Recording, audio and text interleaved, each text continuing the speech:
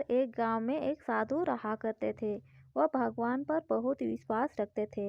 वह एक बार पेड़ के नीचे बैठा भगवान को याद कर रहा था, तो अचानक वहां बाढ़ आ गई। चारों तरफ पानी ही पानी। सब लोग अपने आप को बचाने के लिए ऊपर पहाड़ की तरफ भागने लगे। उनमें से एक आदमी ने देखा कि इस हालत में भी साधु जी भगवान की तपस्या कर रहे हैं। उसने सोचा कि अपने आप को बचाने के लिए कहीं क्यों नहीं जा रहे हैं। तो उसने साधु से बोला, अरे आप कहीं क्यों नहीं जा रहे हैं? आप भी मेरे साथ चलो, पहाड़ के ऊपर में चलो, नहीं तो आप डूब जाओगे। साधु बोले, अरे हमें क्या होगा, मैं भगवान की इतनी तपस्या करता हूँ, मुझे कुछ नहीं हो सकता, मुझे भगवान अपने आप बचाएगा। धीरे धीरे पानी साधु के कमर तक आ गया। अब लोग वहां से नाव लेकर निकलने लगे। तो उनमें से एक ने साधु से कहा, अरे पानी आपके कमर तक आ गया, आप हमारे साथ चलो। साधु ने कहा, नहीं नहीं, भगवान मुझे अपने आप बचाएगा। और वह नाव वाला भी वहां से निकल गया। कुछ देर बाद पानी इतना बढ़ गया कि साधु के सिर तक पहुंच गया। अब लोग बचने के लिए हेलीकॉप्टर निकलने लगे। एक हेलीकॉप्टर साधु के पास आया, जो कि आखिरी हेलीकॉप्टर था।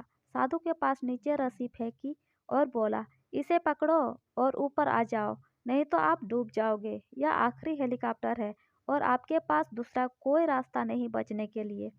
साधु ने कहा, यह रस्सी वापस खींच लो और आप चले जाओ। मुझे भगवान के ऊपर पूरा भरोसा है, वह मुझे बचा लेगा।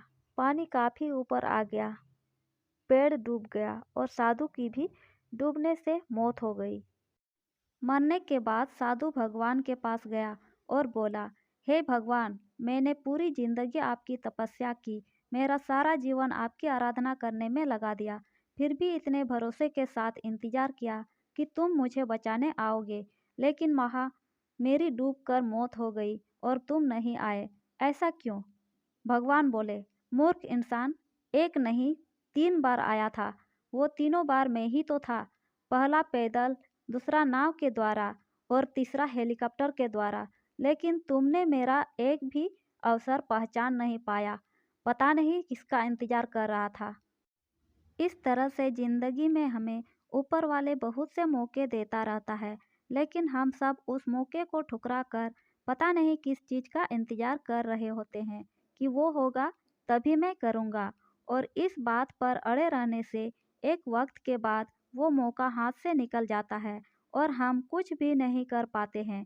तो किसी भी अच्छे समय का इंतजार मत करो, जो भी करना है आज और अभी से ही शुरू कर दो।